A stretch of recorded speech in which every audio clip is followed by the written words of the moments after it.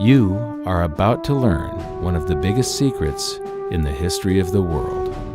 It's a secret that has huge effects for everyone who lives on this planet.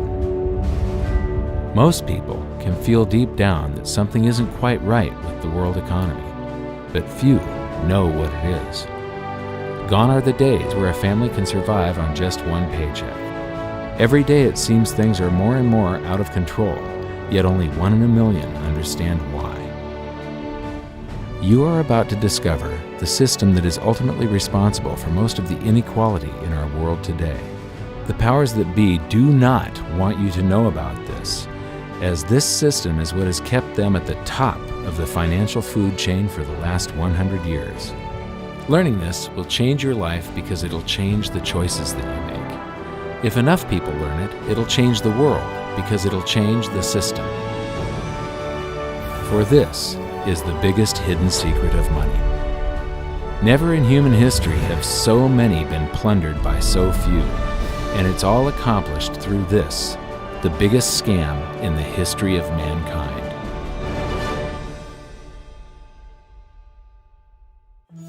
They say that money doesn't grow on trees, but the truth is that the modern banking system creates currency far faster than trees can grow.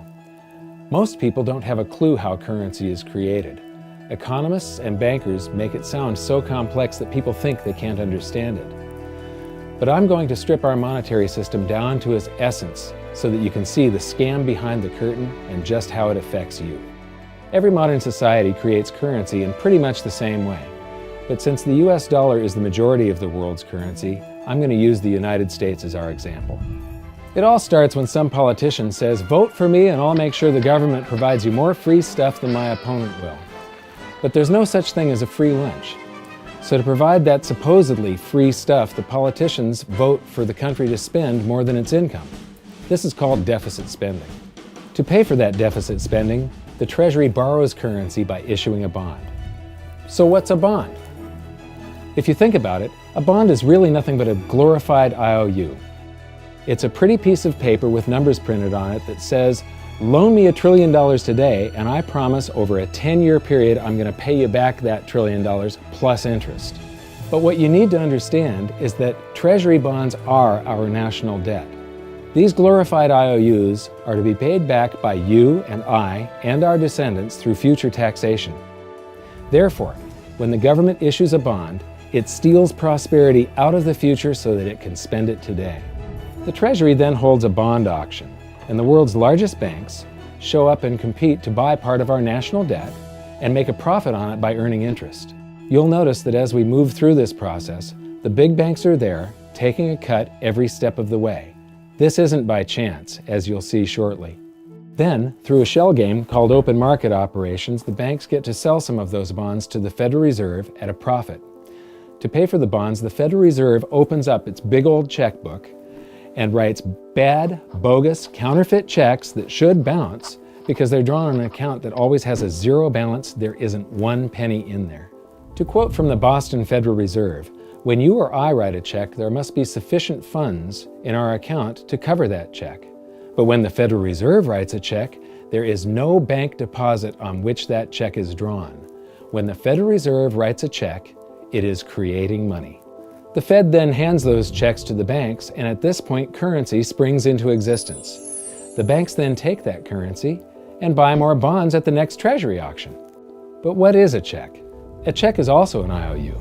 When you write a check, you're making a note that says, "Here's my IOU for cash. All you have to do is go to the bank and pick it up."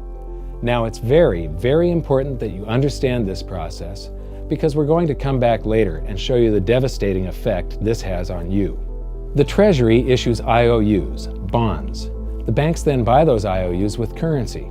The Federal Reserve then writes IOUs, checks, and hands them to the banks in exchange for the Treasury's IOUs, the bonds. And currency is created. So what's really happening is the Federal Reserve and the Treasury are just swapping IOUs, using the banks as middlemen, and abracadabra, presto, currency magically springs into existence.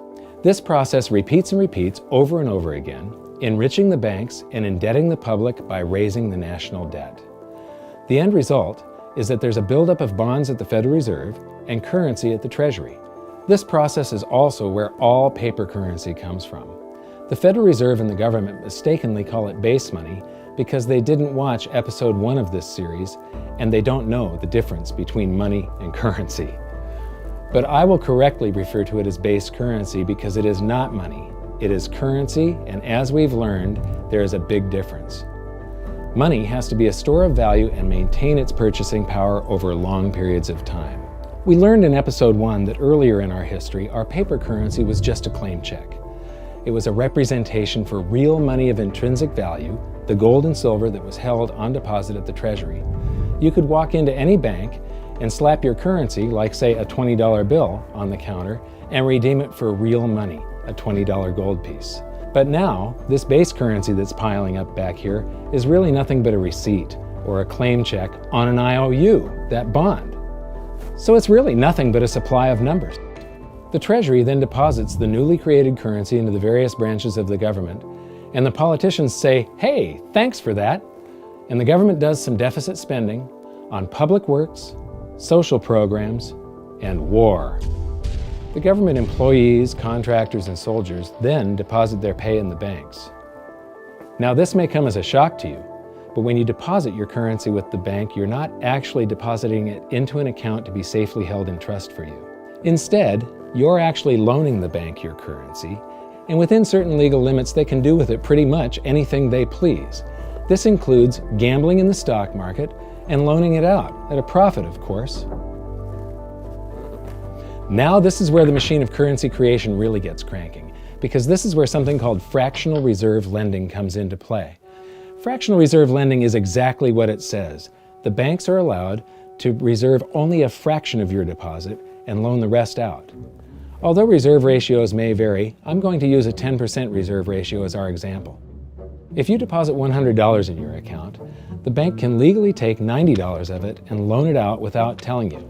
The bank must hold $10 of your deposit in reserve just in case you want some of it. These reserves are called vault cash. But why does your bank account still say you have $100 if the bank has stolen $90 of it? Because the bank left IOUs it created, called bank credit, in its place. Now I know this sounds crazy, but here it is in black and white from the Fed.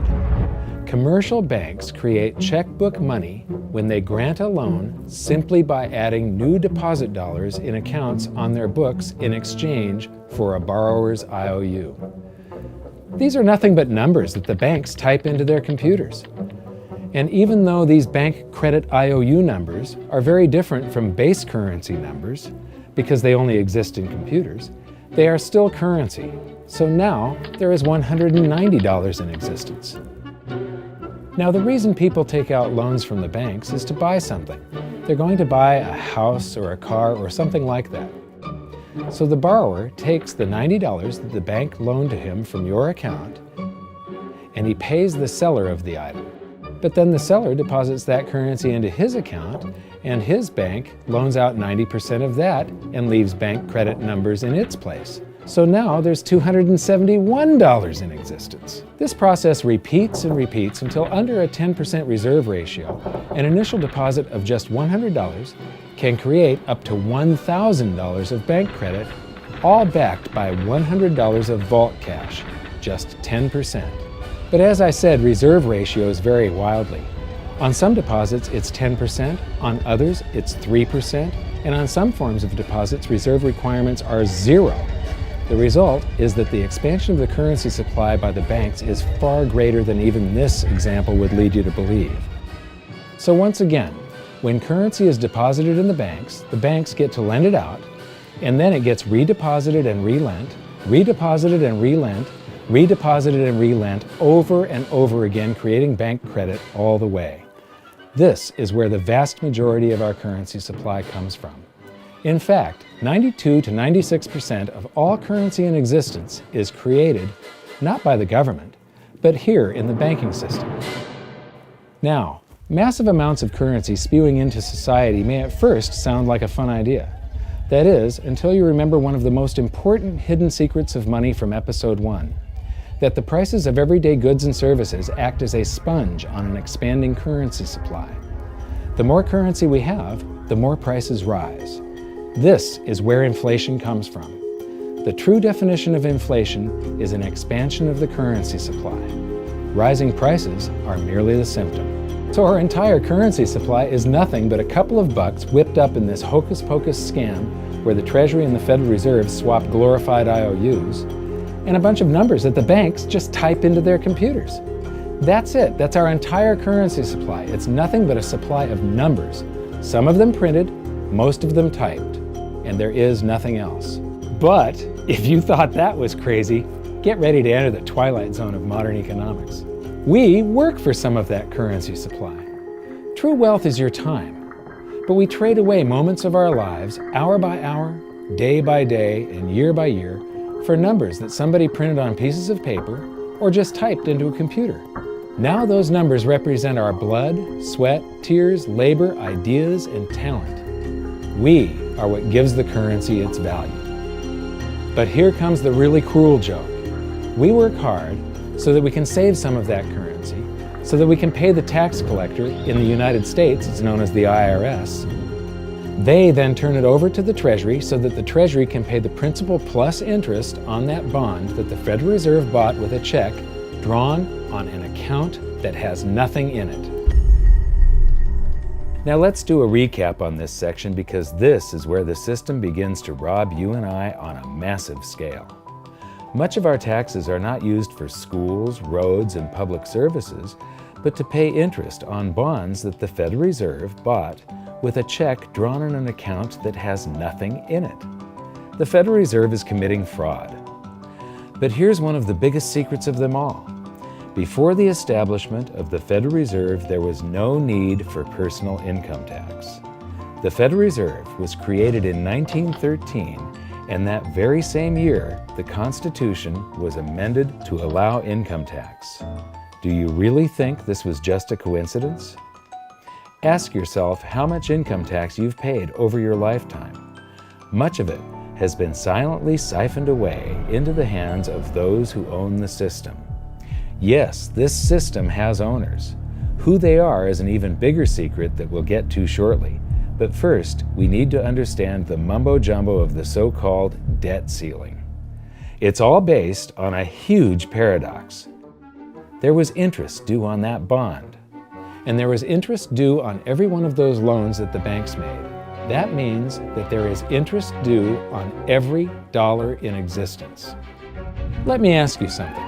If you borrow the very first dollar into existence, and that's the only dollar that exists on the planet, but you promise to pay it back plus another dollar's worth of interest, where do you get the second dollar to pay the interest? The answer is that you have to borrow that one into existence and promise to pay it back with interest as well. So now there are $2 in existence, but you owe $4, and so on and so on. The result is there's never enough currency to pay the debt. There is always more debt in the system than there is currency in existence to pay the debt. Therefore, the whole system is impossible. It is finite. It will come to an end one day. What would happen if the government stopped borrowing to do deficit spending?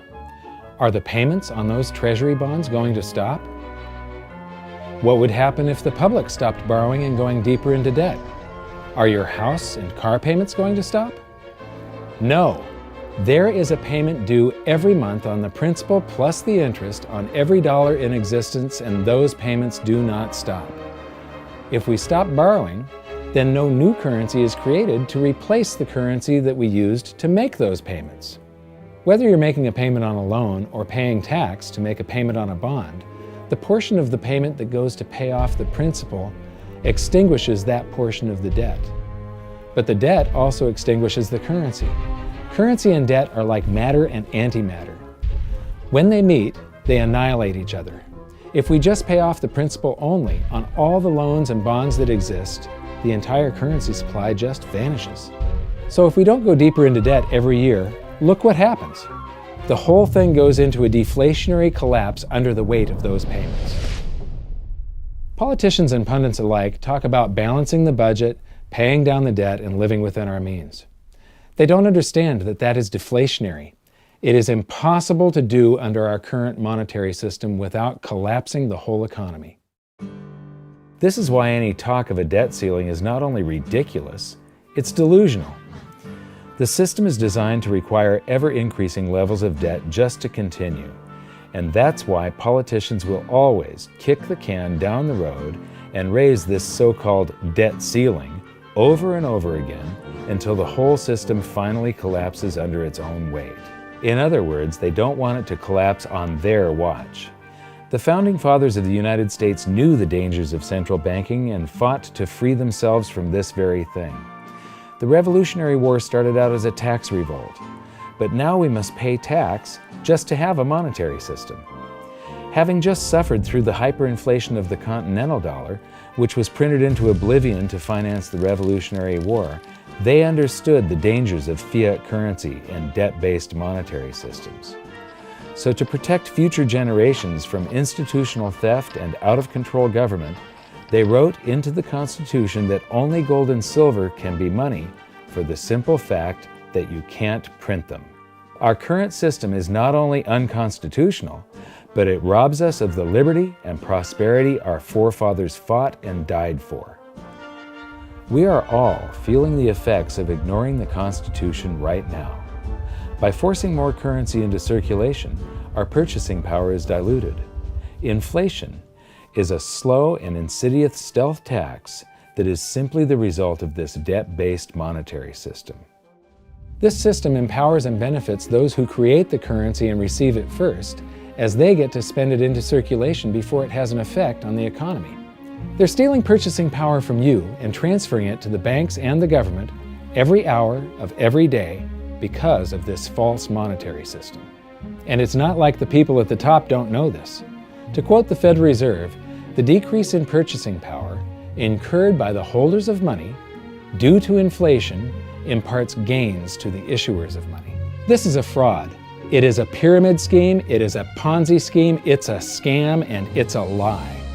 Our entire monetary system is nothing but a form of legalized theft. But here's the biggest con job of them all. The Federal Reserve is not federal, it has stockholders.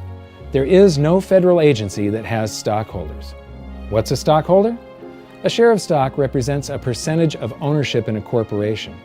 So the stockholders are the owners of that corporation.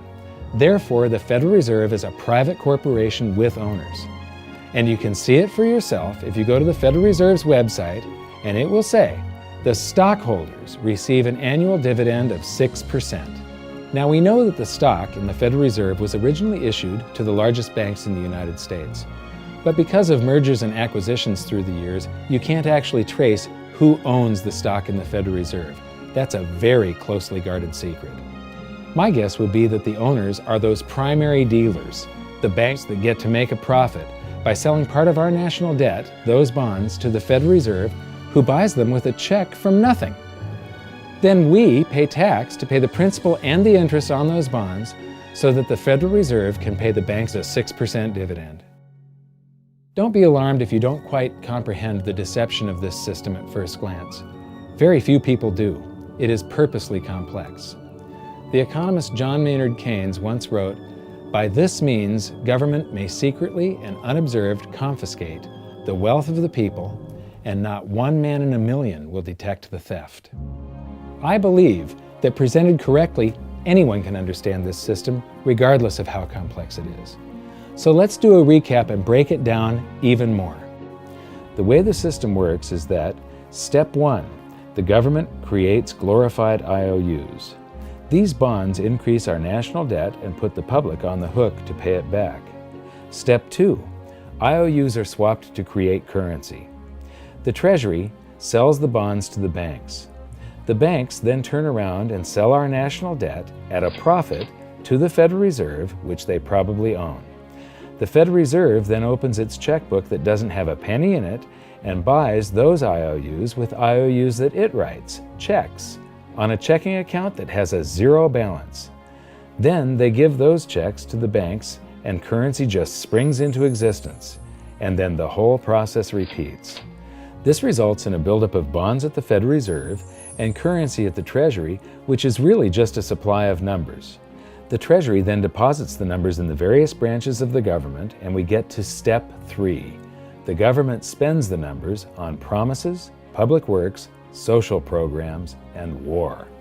Then the government employees, contractors, and soldiers deposit their pay into the banks. And we get to step 4, where the banks multiply the numbers by magically inventing more IOUs through fractional reserve lending, where they steal a portion of everyone's deposit and lend it out. That currency gets redeposited, and then a portion is stolen again. And the process repeats over and over, magnifying the currency supply exponentially. Then we work for some of those numbers, which brings us to step 5, where our numbers are taxed. We pay tax to the IRS, who then turns our numbers over to the Treasury, so the Treasury can pay the principal plus the interest on bonds that were purchased by the Federal Reserve with a check from nothing. Then we get to step 6, the debt ceiling delusion. The system is designed to require ever-increasing levels of debt and will eventually collapse under its own weight because politicians always kick the can down the road. They don't want it to collapse on their watch. And finally, step 7, the secret owners take their cut. The world's largest banks own the Federal Reserve. Those banks make a profit selling our national debt to the Fed. They make a profit when the Fed pays them interest on the reserves held at the Fed, and the Fed pays them a 6% dividend on their ownership of the Fed. This system is fundamentally evil. It funnels wealth from the working population to the government and the banking sector. It is the cause of the artificial booms and busts of modern economies, and it causes great disparity of wealth between the rich and the working class. And it is only possible because we no longer use real money, we use currency. But worst of all, it is a form of enslavement. Bond is the root word of bondage. Whenever a government issues a bond, it is a promise to make us pay tax in the future. Nobody asked you if you wanted to pay tax today for the prosperity we all enjoyed in the last century. Nobody is asking our children if they want to work hard in the future to pay for the prosperity we're enjoying now. George Washington once wrote to James Madison, "No generation has the right to contract debts greater than can be paid off during the course of its own existence." By stealing prosperity from tomorrow so we can spend it today, we enslave ourselves and future generations. Now this all sounds pretty bad, but there is great hope, for you are the greatest threat to this false monetary system. This system relies on the public being ignorant of its workings. Please share this knowledge with everyone you know, because an informed public that fully understands the system can build a better future for generations to come. And now I leave you with this quote, widely attributed to a former director of the Bank of England. The modern banking system manufactures money out of nothing. The process is perhaps the most astounding piece of sleight of hand that was ever invented. Banking was conceived in inequity and born in sin. Bankers own the earth. Take it away from them, but leave them the power to create money and control credit, and with the flick of a pen, they will create enough money to buy it back again. But if you want to continue as the slaves of bankers and pay the cost of your own slavery, let them continue to create money and to control credit. This is the Federal Reserve in Washington, D.C. It's located on Constitution Street, and that is just as much of a joke as the New York Fed being located on Liberty Street. Both of them are unconstitutional, both of them limit our liberty, and they transfer wealth away from us every second of every day to the Federal Reserve, to the government, and to the banking sector. You are now among the 1 in a million who can detect the theft of your prosperity. So the big question is, what can you do about it? 1. Watch this video until you can describe and teach it to others. Those who understand this system can make preparations for its unavoidable collapse and protect themselves. History shows that those who don't will probably be wiped out. 2. Share this video with everyone, especially those you care about. All it takes is a mouse click or two to get this message in front of millions. Post this video on Facebook, tweet it, email it to loved ones. Please share it wherever you can. 3. Join the conversation. The current world monetary system is based on a 300-year-old design meant to enrich a few at the expense of the many. There must be a better way. At hiddensecretsofmoney.com, we've created an open-source platform for the design and development of a new world monetary system. We're calling on every economist, every student, every college, every bright mind, and anyone who cares to join the discussion. In educating ourselves and each other, we can prevent the further loss of our freedoms and maybe, just maybe, win some of them back.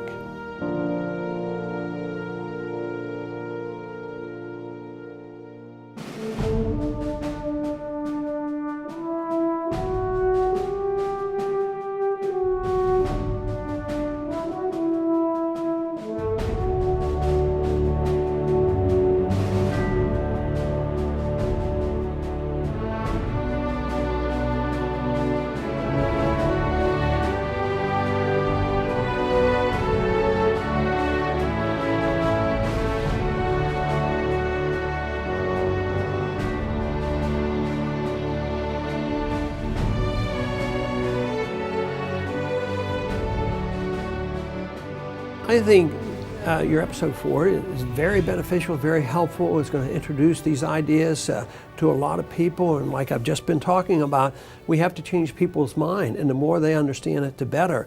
And I think we're at this point now where more people in the last several years, 4 or 5 years, have thought about the Fed than they ever have in the previous 95 years. So I think an explanation and diagrams to show it is very helpful, because quite frankly, they're not going to get it in their grade school, they're not going to get it in their high schools, they're not going to get it in college unless they're in a very rare circumstance to understand how this works.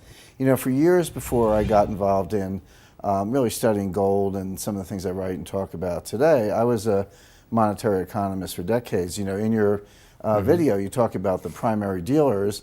I was chief counsel and chief credit officer, one of the largest primary dealers for 10 years. So I had an inside seat on the Treasury market and have the privilege of working with several former vice chairmen of the Board of Governors, Manley Johnson and David Mullins, going back to the 80s and 90s. So I'm very immersed in what you were talking about, and I thought it was extremely accurate, extremely clear.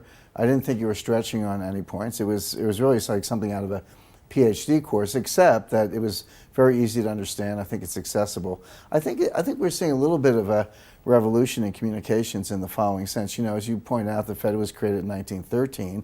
Well, in 1913, there was no web, there was no YouTube, no Twitter. There was really no one to kind of stand up and oppose the Fed or call them out, if you will, or really get into a discussion that everyday Americans could follow. That's not true now with social media and everything else.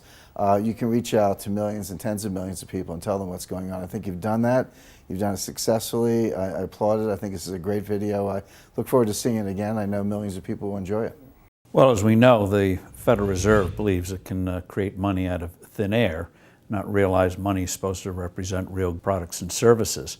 And what people don't realize is when the Fed does that, in effect, as Keynes pointed out, it's a form of taxation. It's a form of confiscation. And because people don't see it, the politicos get away with it, but it also undermines social trust. It just is corrosive throughout society. We're going to have a lot of turmoil in the coming years, but it's going to be the kind of turmoil that leads to positive things. So don't despair. Get out there and fight, because the tide is going to turn. This is going to be the status last stand. Thank you. This episode of Mike Moloney's Hidden Secrets of Money was brought to you by GoldSilver.com and the new Silver Pegasus Round. To learn how to protect your family and turn the coming economic storms into opportunity, visit GoldSilver.com.